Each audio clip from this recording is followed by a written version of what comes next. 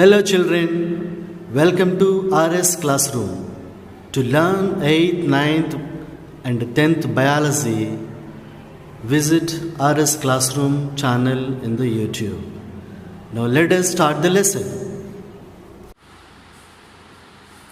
Okay children, in previous class you learned about uses of microorganisms, how they are useful in food preparation, in medicines, etc. you learned.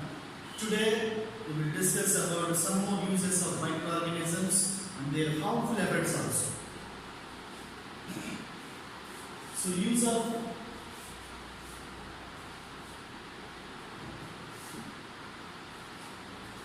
So now, how microorganisms useful in soil fertility?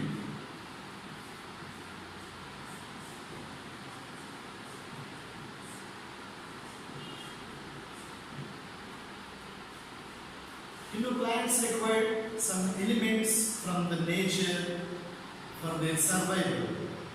For example, they take carbon dioxide from air.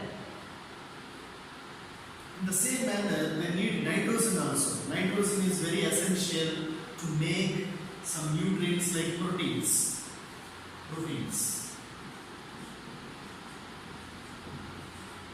To make this, nitrogen is required. Actually, 17% of nitrogen is present only in air, but plant cannot get this directly. Then how do the plants are taking nitrogen from soil? In that there is a role of microorganisms. In the air and soil, various types of microorganisms are there.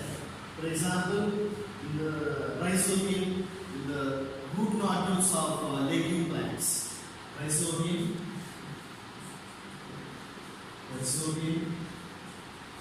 it's a blue-green algae.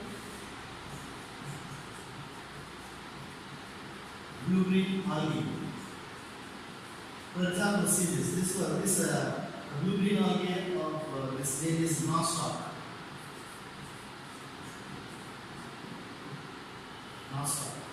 Along with other some useful bacteria like Agitobacter, Anabina. This is a blue-green algae. So all these involve to convert the atmospheric nitrogen into single form and to add it to the soil which are used by the plants. So these microorganisms convert the atmospheric nitrogen to single form and add to the soil. This process is known as soil fertility. And this process is known as nitrogen fixation.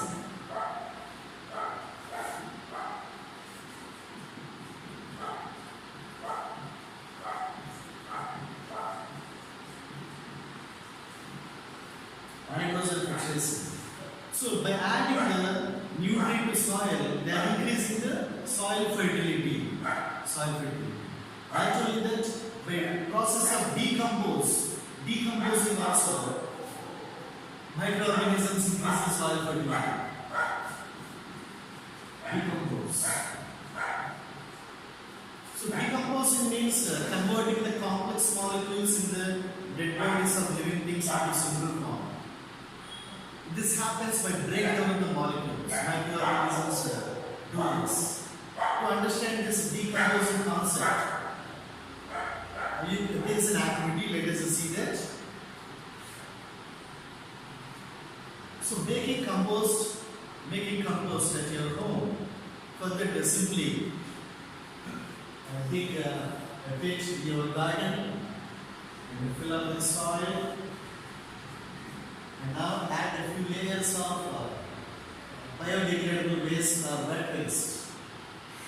So here I have to add the wet waste.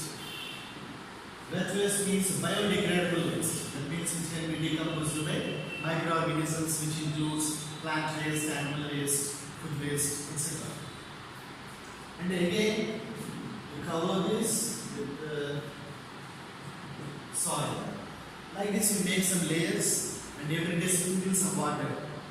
After a few weeks, remove the topsoil what happens? The soil becomes black color and there will be no smell. And that is the compost, means humus. Humus. The compost consists of humus. Humus is highly fertile. So what happened in these weeks, in this time, the microorganisms present in the soil decomposed this waste and converted into simple form. So due to the decomposition, the nutrients added to the soil and fertility is increased. In the sewage treatment also, that means in wastewater treatment also, the microorganisms are used. So like these microorganisms are used in food preparation, medicine preparation, and to increase soil fertility, etc. Now let us see about the harmful effects of microorganisms. Harmful effects.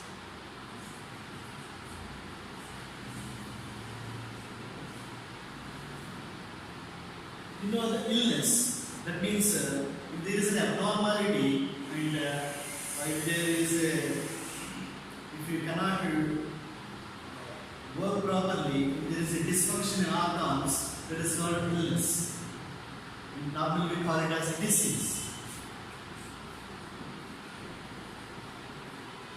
There are several reasons for disease, genetic reasons and malnutrition, and apart from that due to microorganisms. Some microorganisms causes diseases in humans, plants and animals. Usually what we call that microorganisms? Pathogens. Pathogen. The microorganism which cause disease is called pathogen. These pathogens enter our body through various means, through air, water, direct contact. Through various means they enter our body. Usually they cause various diseases, especially bacteria, virus and fungi. Like typhoid, cholera, tuberculosis, measles, mumps, hepatitis, swine flu, chikungunya, dengue fever, all these are caused by pathogens. So how do the pathogens enter? Let us see more. For example, if you observe this picture, so from infected person to healthy person, here the lungs are infected. Lungs are infected.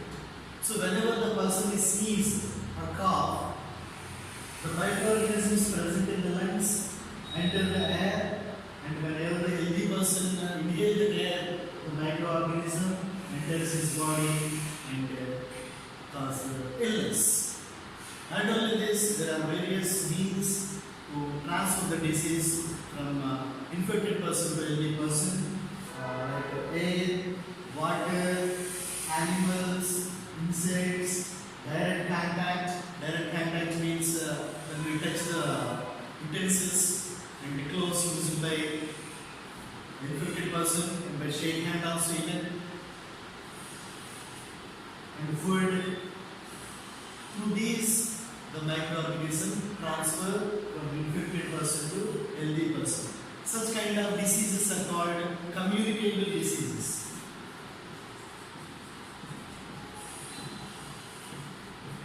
Communicable diseases. As you mentioned, like typhoid, cholera, chikungunya, these are all communicable diseases. So here, animals and insects, how do we transfer the disease? Do we get the disease whenever they bite us? No. Actually, they don't cause the disease, but they act as vehicles to transfer the pathogen from infected person to healthy person. So such kind of animals which act as such kind of animals which transfer the pathogen from infected person to healthy person are called vector.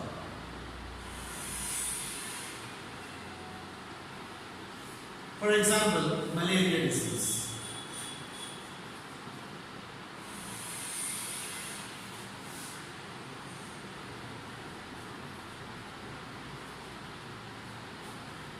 For example, malaria disease. So, what is the vector for malaria disease? Yes, female anopheles.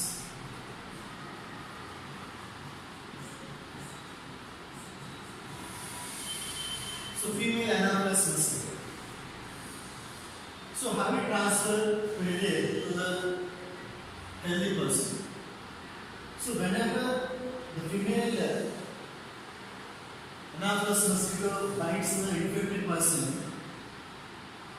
the pathogen which causes the malaria enter the mosquito body. Whenever that mosquito bites the healthy person, the pathogen present in the mosquito body enter the healthy person. So here the malaria acting as a vector. And what is the pathogen? What is the name of the pathogen that causes malaria? It's a plasmodium. Plasmodium. When you observe the plasmodium under microscope, it looks like this. It looks like this. Female anopheles mosquito. So there are so many insects and animals act as vectors for several diseases. For example, dog act as a vector for rabies disease, which is caused by virus. Mosquitoes act as a vector for several diseases like dengue fever, chikungunya. That's why we have to protect us from the mosquito bite. How? To control the mosquitoes, first of all, we have to control their population. How to control the population? We have to stop the breeding.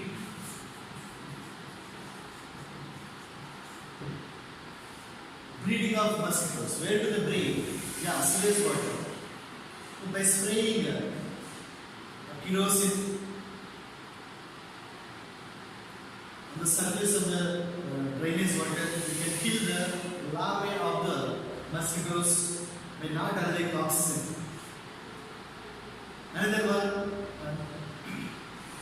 not allowing the water to stagnate in our surroundings.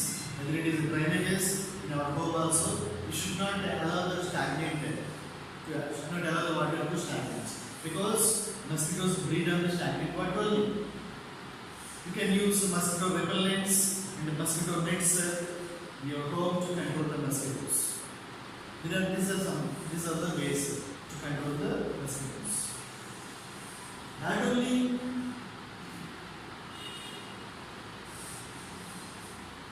mosquitoes, several insects, as I said, act as vectors. For example, cockroach, housefly. Housefly act as a vector for pathogens like pathogens which cause the diseases like typhoid and cholera. They both are caused by bacteria. So how would they act as vector? So usually houseflies get the contact with the various places like on the garbage, in the sewage and uncovered food. So whenever the pathogen present in those places, they stick to the housefly body. So whenever housefly follow the food that we eat, the pathogen transfer the food from the food that enter our body. That's why controlling the houseflies is important. How to control? For that we have to keep our surroundings clean. Then we control the several insects like cockroaches and houseflies.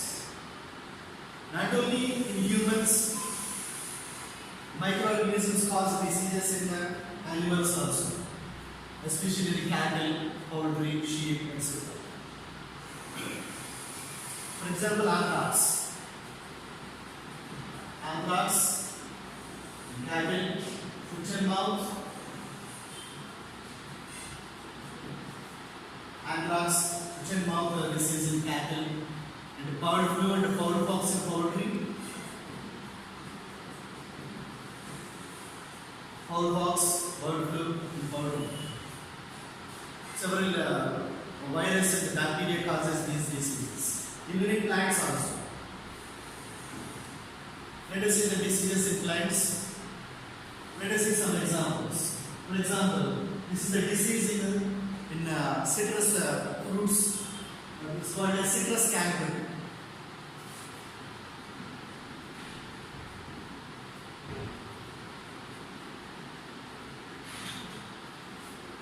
Citrus canker caused by bacteria Xanthomonas citri. It transfer from infected plant to healthy plant to air. You can observe the brown color spots, especially on the fruits. And this is the red rot. Red rot disease in sugarcane, which caused by fungi.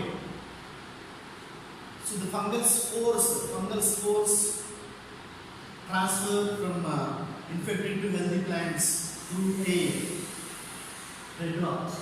That's why after harvesting, the farmers are burning the fields to eradicate the fungal spores. And this one is the ticka disease in groundnut. Ticka.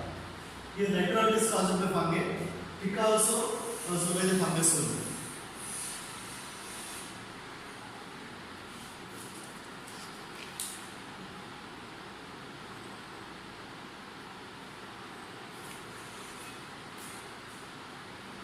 So you can observe the symptoms, the black and the dark brown color spots on the leaves. Here the fungi reach the plant parts through roots.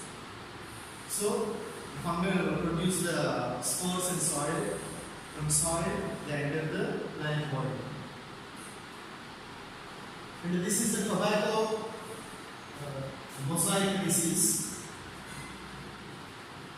So mosaic disease in the tobacco plants, which caused by the insects.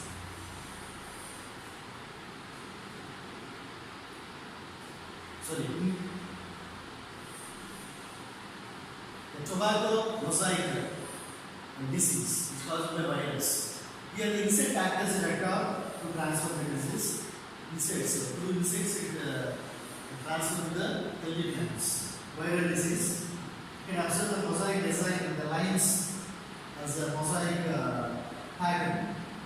Usually all the viruses causes these patterns. So these patterns are symptoms of viral disease. And the next one, the disease in the paddy, rice, smut disease, smut. So the grains and stalk converts will appear in a dark brown or black color due to this smut disease impact. So in this manner, microorganisms causes various diseases in humans, plants and animals. Not only the diseases, the microbes spoil the food and spoil our clothes also. In further class we will learn about how microbes spoil the food and how to preserve the food. Okay? Okay, food preservation. You know, your mother preserved the food in different methods. For example, pickles, avakaya. Do they spoil immediately? But a cooked rice or curries spoiled within one day. Okay, what do spoil the food? Microorganisms, right? The cooked rice or curries immediately spoiled. How do we know they are spoiled? They emit a stale smell, right? They emit the stale smell, that means bad smell. We can't eat them. So why do only cooked food spoil? For example, the rice grains do not spoil, right? Rice grains do not spoil, uncooked. That means raw food is not spoiled. Only cooked food is spoiled. Why? No, because the cooked food has the suitable conditions for the growth of microorganisms. What are the suitable conditions? Means mainly moisture. Moisture means water. The moisture is suitable for the growth of microorganisms. So what happens if you eat that spoiled food? It leads to the health problems. Understand? Health problems. For example, vomiting. Sometimes it leads to death also. Food poison. Food poison leads to death also. Especially fungi and the bacteria makes the food poisonous. Why the poisonous means the bacteria and fungi release the toxins into the food. For example, botulinum.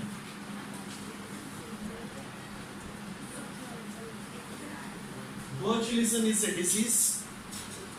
It caused by a bacteria named as Clostridium botulinum. Clostridium botulinum. Especially in packed food. The bacteria grows. If you eat that food, it leads to some health problems like vomiting, diarrhea. If you not take a treatment, it leads to death also. In the groundnut, fungi release toxins called aflatoxins. Aflatoxins. If you open the groundnut shell, there is a growth of fungus in it. That fungus releases toxic substances. You should not eat such a groundnut because aflatoxins are very harmful to our health. So, to avoid the poison of food, from ancient time onwards, we are preserving food in several methods. For example, what we use to store the food. So we use oils, salt, we do the refrigeration, we heat the food. Okay, we preserve the food in sugar, salt and oil. And storing the airtight containers. Different methods we use. For example, salt, we are using salt. What food items we preserve in salt? Especially pickles. Fish also, dry fish. Dry fish store for a very long time. But raw fish spoil immediately. So fishes, pickles, even vegetables also stored for a long time. Yeah, the meat also stored. The drying process. Drying. Your mother dry the pulses in sunlight. Vegetable pieces, fishes also. Okay. And oil. Oil in the pickles again, pickles. And sugar. Which foods we preserve with sugar? Jellies, fruit jam, fruit jellies. So there is a common aspect. How do these substances preserve the food? There is a common thing. In all these methods, one common thing is there. What is that? Removal of moisture. That means the salt or drying or oils, sugars, remove the water. As I told in the beginning, For the growth of microorganisms, moisture is required. But they remove the moisture from food. So that's why microorganisms do not grow. Even heating also, heating is one method. Can you say an example? Yeah, your mother boiled the milk, right? Do you drink a raw milk? No, sir. Your mother heat the milk to kill the microorganisms present in it. So heat method also. Cold method. Cold means refrigeration. Yeah, refrigeration. So why do we keep the food items in the refrigerator? Yeah, why do only refrigerator? Because in refrigeration the temperature is very low, right? In minus degrees. At that low temperature, microorganisms cannot grow. Because for the growth of microorganisms, they need some optimum temperature. Bacteria need optimum temperature, fungi need optimum temperature. In refrigerator, low temperature is there will be no growth. Understand? Low temperature inhibit the growth of microorganisms. That's why you refrigerate. At high temperature also, microorganisms cannot grow. Understand? Let us see some more preservation method. It told that mother boiled the milk to store it. Actually, that storing the food items by boiling or heating invented by Louis Pasteur. Actually, he's not a scientist. He's a painter, just a painter.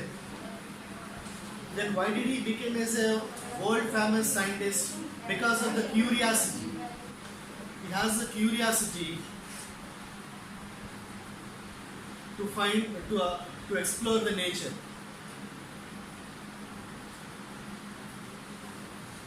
So you should have the observation, keen observation, to find the problems in nature.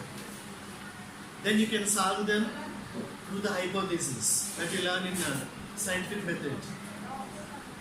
So Louis Pasteur also solved many problems through scientific process. Not to become as a teacher, but later it became as a great scientist. At that time, in France, there is a problem, that is spoiling of wine, grape wine. So grape wine mostly used in preparation of beverages. But it is spoiling. So they approached the Louis Pasteur. So he got a problem, right? Got a problem. Actually, what should we do when we find a problem in a scientific method? Next step is making hypothesis. Hypothesis. That means you have to guess the answer. The hypothesis that the microorganisms are spoiling wine. And the hypothesis that boiling can prevent the growth of microorganisms. He did the experiment on the same hypothesis and he succeeded.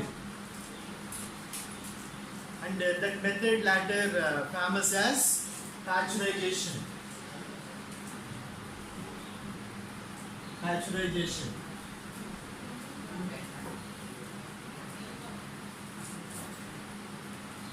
So with the pasteurization method, you can preserve many types of food like wine, milk, etc.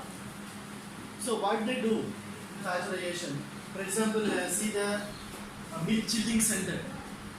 After collecting milk from farmers, then collected it, then transported to the milk chilling center. See how the fresh milk is pasteurized. In this, two processes are there. One is a heating section and is cooling section. This is the milk chilling center.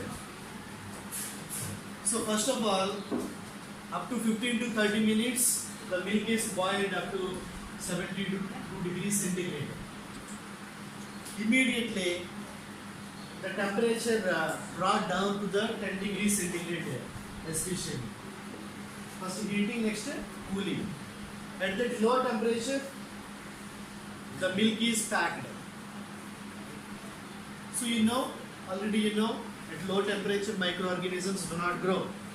That's why the milk is do not spoil in packets. But if you open and leave it, it will be spoiled. So this is the pasteurization method in the milk chilling centers. Louis Pasteur, not only this, he given the great contribution to the world. He invented vaccines for dangerous diseases like rabies. That's a rabies disease, anthrax. Rabies is by dog bite. Anthrax comes to the humans and sheep. From sheep it transported to the humans. For these diseases, he invented the vaccine. And he proposed that microorganisms cause disease, and on this he made a theory, that is germ theory. Germ theory. According to the germ theory, microorganisms causes the diseases. So that is the greatness of Louis Pasteur. Okay, why should we store the food? What are the uses of storage of food? For example, if you go to some supermarkets, you can see a type of fruits which are not grown in our country, like a kiwi fruits, a dragon, red grapes, right? Strawberries. Yeah. How we are getting that imported fruits from other countries? Because of the latest storage techniques. From other countries, those food items should transport to all other. Further, they follow the storage methods. By storing the food, you can preserve it for a long time. Understood? By storing the food, we can maintain its quality for a long time. Cold storage centers are there. Government established cold storage centers. In those centers, farmers store their fruits and vegetables, because fruits and vegetables spoil very faster. But the grains do not faster. You can store them at room temperature in godowns. And due to the storage, you can consume the food in all seasons. Understand? For example, mango cultivated only in summer. But how we are enjoying those fruits in all seasons? Because of the storage methods. If you go to a juice corner, all types of fruits are there in all seasons because of the storage techniques only. So storage prevents the spoil of food, maintain the quality, and keeps the nutrients of food. So in this lesson, we have an additional topic, that is nitrogen fixation. Actually,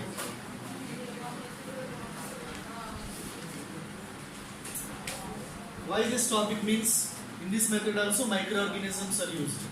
We are discussing about uses of microorganisms. See, what is nitrogen fixation? Plants need an important mineral, that is nitrogen. In air, 78% of nitrogen is there, but plants cannot use it. Plants cannot use that nitrogen in air. But how the nitrogen is supplying to the plants? Microorganisms. For example, rhizobium. Rhizobium is a bacteria which grow in legume plants. Legume plants means, for example, groundnut, beans, and pulses. This belongs to legumes. If you observe the roots of those plants, see the roots of those plants, you can see the round structures, those structures are called legumes. Inside the legumes, bacteria is there. That bacteria is the rhizobium bacteria. What this do? The rhizobium bacteria transfer the nitrogen present in air into the soil. Now plants get the nitrogen. So this method of converting the atmospheric nitrogen to simple form is called as nitrogen fixation. If there are no microorganisms, plants do not prepare their food, and there will be no animals also. So that is the use of microorganisms. But unfortunately, without knowing this importance, what we are doing, we are killing these microorganisms by spraying pesticides and fertilizers. This excess use of pesticides and fertilizers leading to loss of biodiversity also. How? If you spray the excess pesticides, they kill the friendly insects. If those friendly insects are killed, we can't control the harmful insects which spoil the crop. That's why it is important to use the natural resources without causing harm to them. That is called sustainable using of natural resources. Understand?